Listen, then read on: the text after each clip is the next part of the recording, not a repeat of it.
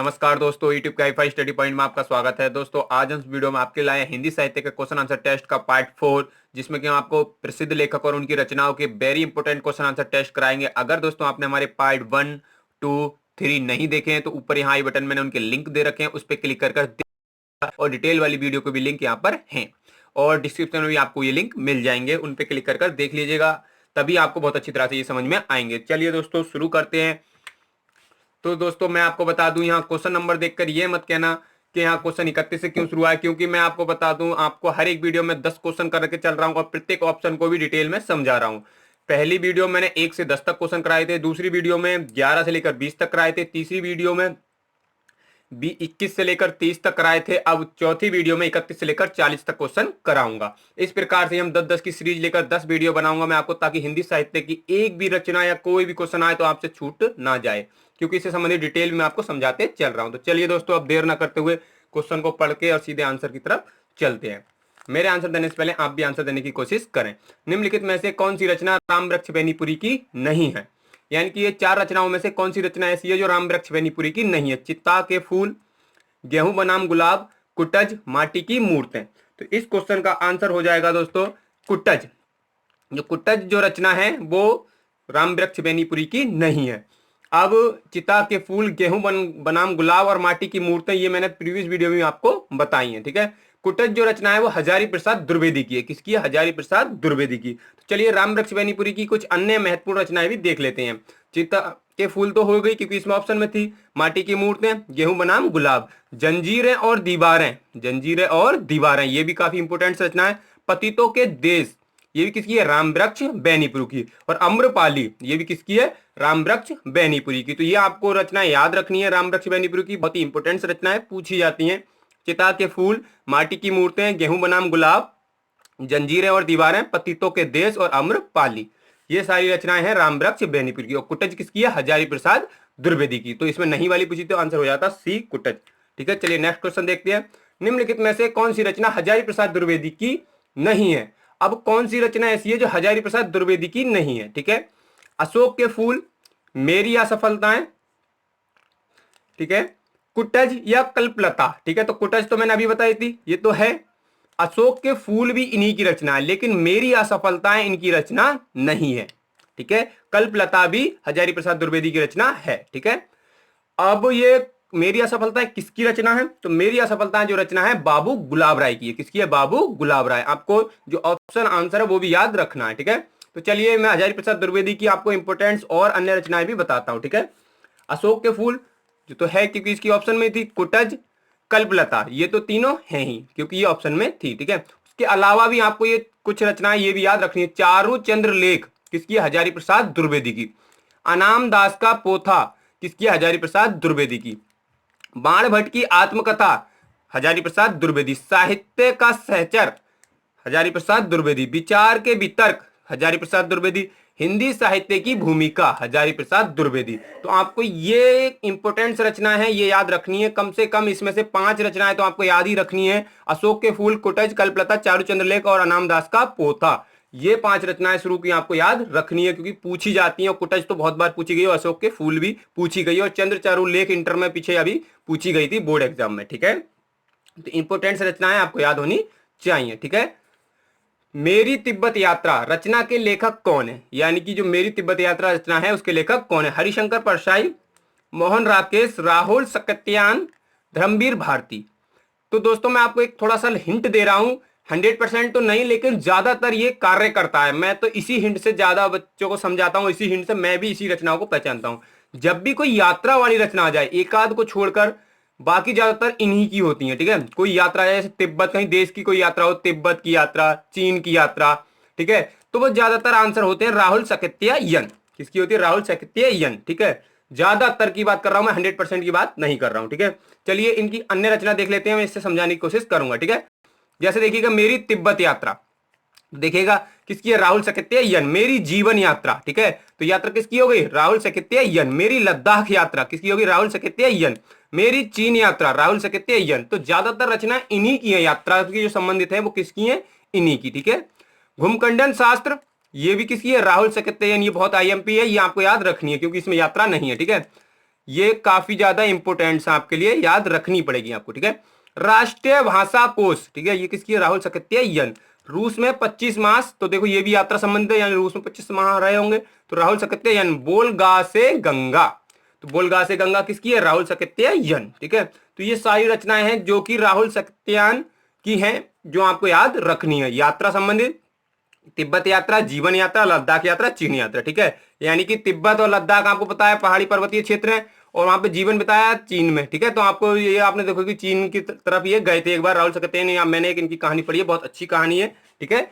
इन्होंने बहुत ज्यादा भ्रमण किया है, पूरे ज्यादातर देशों का भ्रमण इन्हीं ने किया है, बहुत ज्यादा घूमे हैं, अन्य देशों के इन्होंने बहुत ज्यादा भ्रमण करा था। इसी वजह से इन्होंने एक अपनी पुस्तक लिखी थी घूमखंडन शास्त्र, यानी कि घूमने का पूरा वर्णन इसमें किया गया है, ठीक है। बोलगा से गंगा भी इन्हीं की है, आपको याद रखना है, ठीक है। तो इसे कैसे याद रख सकते हो? जैसे कोई राहुल नाम का बच्चा है, उसे आप पढ़ा रहे हो, बोल गा से गंगा, यानी गा से गंगा, गा गा दोनों बढ़ा रहे हैं, तो ऐसे याद रख सकते हो, ठीक है। निम्नलिखित में से कौन सी रचना धर्मवीर भारती की नहीं है? यानी कि इनमें से अब कौन सी रचना ऐसी है जो धर्मवीर भारती की नहीं है?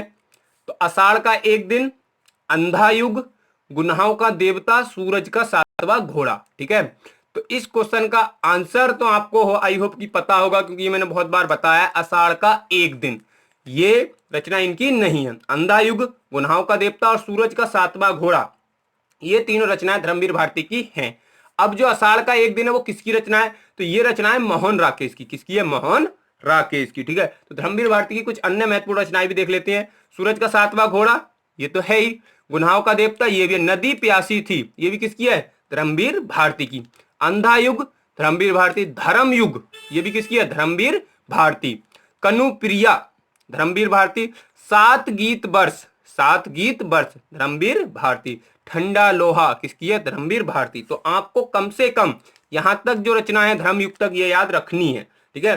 सूरज का सातवां घोड़ा, गुनाहों का देवता, नदी प्यासी थी, अंधा युग, धर्म युग, देखो दोनों एक सी, अंधा युग भी है और धर्म युग भी है, ठीक है। इन्हें आपको लॉजिक से अगर याद करना है तो यहाँ आई बटन में लिंक है, बहुत अच्छी तरह से मैंने डिटेल में बहुत अच्छी तरह समझाया है, काफी इंपोर्टेंट वीडियो, आपको आसानी से याद हो जाएंगे, ठीक है। तो अंधा युग, धर्म युग, ठीक है, इतनी 5 याद तो आपको होनी चाहिए, ठीक है। सूरज का सातवां घोड़ा, गुनाहों का देवता, नदी प्यासी थी, अंधा युग और धर्म युग, ठीक है।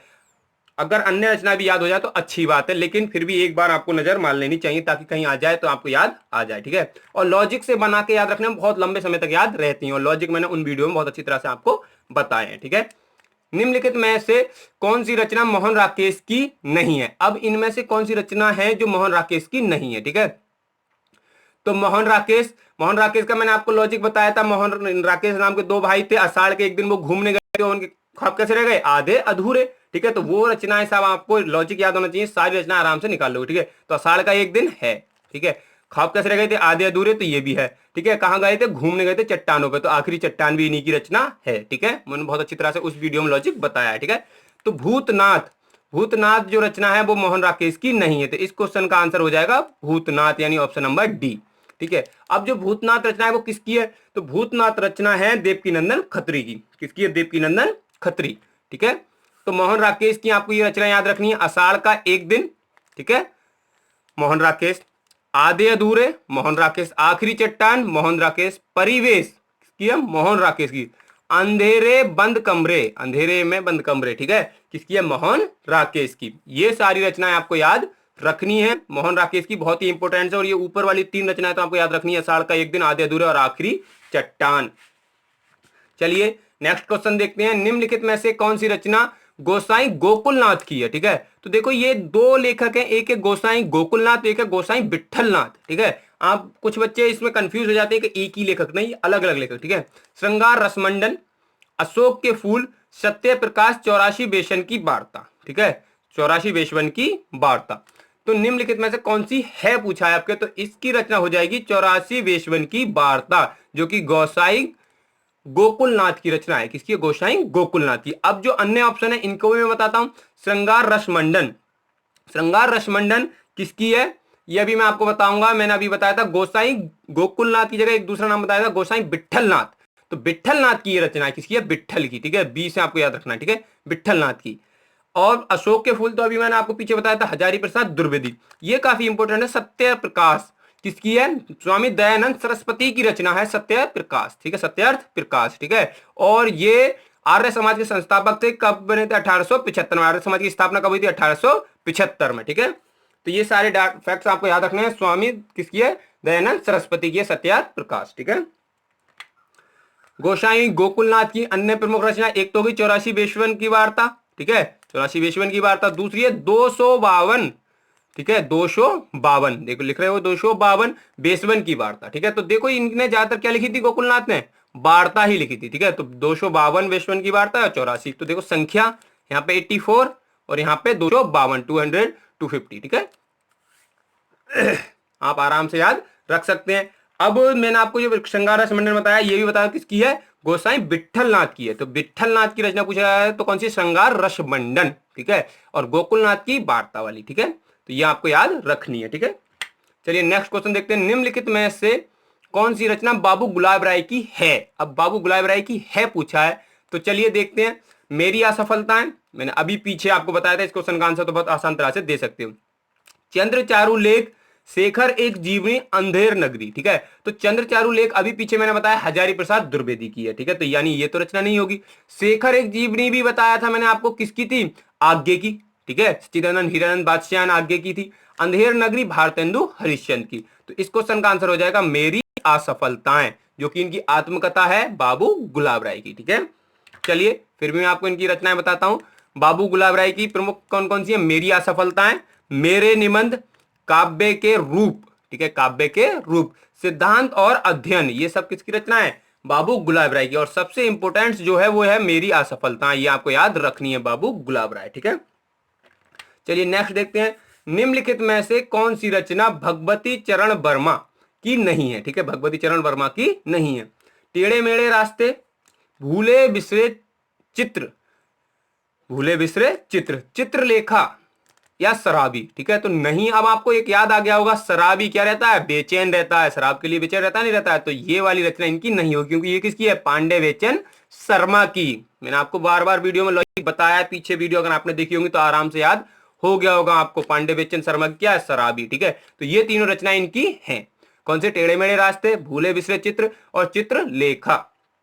ठीक है, तो भगवती शरण वर्मा की 3 वर्ष, ये आपको याद रखनी है। 3 वर्ष भी किसकी है? भगवती शरण वर्मा। चित्रलेखा मैंने अभी बताया था किसकी है? भगवती शरण वर्मा। ठीक है, टेढ़े मेढ़े रास्ते किसकी है? भगवती चरण वर्मा। ठीक है, भूले बिसरे चित्र किसकी है? भगवती चरण वर्मा। तो देखो चित्र से तो 2 आपको याद रखनी है। ठीक है, तो और टेढ़े मेढ़े रास्ते, यानी रास्ते कैसे हैं? टेढ़े मेढ़े। ठीक है, और 3 वर्ष। ठीक है, तो 3 वर्ष के लिए कोई घूम रहा था, कैसे घूम रहा था? टेढ़े मेढ़े रास्तों में घूम रहा था। कैसे भी अपने दिमाग में लॉजिक बना लो, बहुत आसान तरह से याद हो जाएंगे। अगर आपको लॉजिक ही चाहिए तो मैंने वीडियो में बहुत अच्छी तरह से बताए हैं, डिटेल वाले में, उनमें जाकर देख लीजिएगा, आपको सारे आसानी से याद हो जाएंगे। ठीक है, नेक्स्ट देखते हैं। इस प्रकार के क्वेश्चन पीसीएस लेवल में पूछे जाते हैं दोस्तों। आपको मैचिंग करना होता है और सीधे फिर उनके ऑप्शन छांट कर आपको देना होता है। काफी अच्छे टाइप के क्वेश्चन होते हैं ये। अब तो हमारे यूपी के एग्जामों में भी पूछे जाते हैं, क्योंकि यूपी ट्रिपल एससी भी कभी कभी ऐसे ऑप्शन रख देता है। ठीक है, तो आपको याद होनी चाहिए सारी रचनाएं, इसी से तभी आप निकाल पाओगे। निम्नलिखित में से जीवनी का सही मिलान करके उचित विकल्प चुने। ये जीवनी दिख रही है इधर आपको। ठीक है, और इधर क्या दिख रहा है? इनके लेखक। ठीक है, यह क्या है? जीवनी, और ये क्या है? लेखक। तो कलम का सिपाही, कलम का सिपाही। ठीक है, तो किसकी जीवनी है? कलम का सिपाही है अमृत्य राय की। ठीक है, किसकी है? अमृत्य राय। ठीक है, और इसमें जो ये लेखक तो होगा अमृत्य राय, अगर इसमें जीवनी बताई जाए किसकी है, तो जीवनी इसके अंदर प्रेमचंद की। किसकी है? प्रेमचंद की। ठीक है, आवारा मसीहा, आवारा मसीहा विष्णु प्रभाकर की। किसकी है? विष्णु प्रभाकर। ठीक है, यानी डी आपको याद होनी चाहिए। आवारा मसीहा किसकी है? विष्णु प्रभाकर। इसके अंदर जीवनी किसकी है? सत्यचंद्र जी की है। किसकी जीवनी है? सत्यचंद्र की। ठीक है, निराला की साहित्य साधना किसकी है? डॉक्टर रामविलास शर्मा की। डॉक्टर रामविलास शर्मा की निराला की साहित्य साधना। इसके अंदर सूर्यकांत त्रिपाठी निराला की जीवनी है।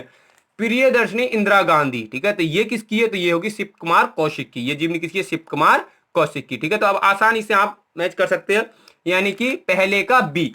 अब देखिएगा कौन से ऑप्शन में पहले का बी है। ठीक है, तो ये 2 ऑप्शन, अभी ये वाला ऑप्शन कट कर दे रहा हूं क्योंकि पहले का ए है, और ये चौथा वाला भी कट कर दे रहा हूं, पहले का इसमें सी है। ठीक है, अब इन दोनों में ये तो सही है। दूसरे में देखते हैं, दूसरे का डी, तो दूसरे का डी यानी दोनों में है, अभी तक दोनों सही है। ठीक है, तीसरे देखते हैं निराला की साहित्य साधना, तीसरे का सी, यानी उनके डॉक्टर रामविलास शर्मा, तीसरे का सी, यानी कि ये वाले में देखो ये आ गया लेकिन यहाँ पे सी, तो ये वाला तीसरा वाला सही हो जाएगा और ये वाला क्या हो जाएगा? गलत। तो इस प्रकार से ये ऑप्शन आपको छांटने होते हैं। आई होप कि आपको ये समझ में बहुत अच्छी तरह से आ गया होगा किस प्रकार से ये मैचिंग वर्ड किए जाते हैं। तो इसी टाइप का एक मैंने आपके लिए क्वेश्चन दिया है, इसको आप मुझे कमेंट बॉक्स में आंसर दें कि कौन सा विकल्प इसका होगा। वीडियो पॉज कर कर अपना आंसर देखें कौन सा आंसर होगा, और ये मैंने आपको बताया है। निम्नलिखित पत्रिका का सही मिलान करें और उचित विकल्प चुनें। अब आपको यहाँ पे क्या दे दिए मैंने, पत्रिका दे दी है, ठीक है। उसमें क्या थी, जीवनी, यहाँ पे क्या है, पत्रिका, और ये सारी पत्रिका मैंने आपको पढ़ाई है, ठीक है। और इनके संपादक इधर हरिश्चंद्र मैगजीन, कौन सा इनमें से होगा, सरस्वती, हिंदी प्रदीप, सुदर्शन। तो इनके ऑप्शन संपादक जो है बालकृष्ण भट्ट, भारतेंदु हरिश्चंद्र, महावीर प्रसाद द्विवेदी, ठीक है, देवकी नंदन खत्री। तो इनके आपको विकल्प ऑप्शन नंबर जो क्वेश्चन नंबर 40 है, इसका आंसर मुझे कमेंट बॉक्स में टाइप कर देना है आपको। जो बच्चा पूरी वीडियो देखेगा वही इसका आंसर दे पाएगा, नहीं तो नहीं दे पाएगा। और अच्छी तरह से जिसने प्रीवियस वीडियो देखी होंगी आसानी से आंसर दे सकता है, ठीक है। आई होप कि आपको वीडियो अब अच्छा लगा होगा। वीडियो अच्छा लगा हो तो हमारे एआई स्टडी पॉइंट को अगर आपने सब्सक्राइब नहीं किया है तो सब्सक्राइब कर रहे हैं। साथ ही अगर बेल आइकन को जरूर दबाएं, क्योंकि ऐसी अच्छी अच्छी वीडियो की नोटिफिकेशन आपके पास पहुंचती रहती है। और अगर आपने हमारे एक दूसरा चैनल है hi fi news government job, जिसको अगर सब्सक्राइब नहीं किया तो उसे सब्सक्राइब कर लें, क्योंकि इस पर लेटेस्ट गवर्नमेंट जॉब संबंधित सारी जानकारी हम देते रहते हैं, जो कि आपके लिए बहुत ही हेल्पफुल होती है। अगर वीडियो अच्छा लगा हो लाइक करें और अपने फ्रेंडों के साथ शेयर करें। जय हिंद।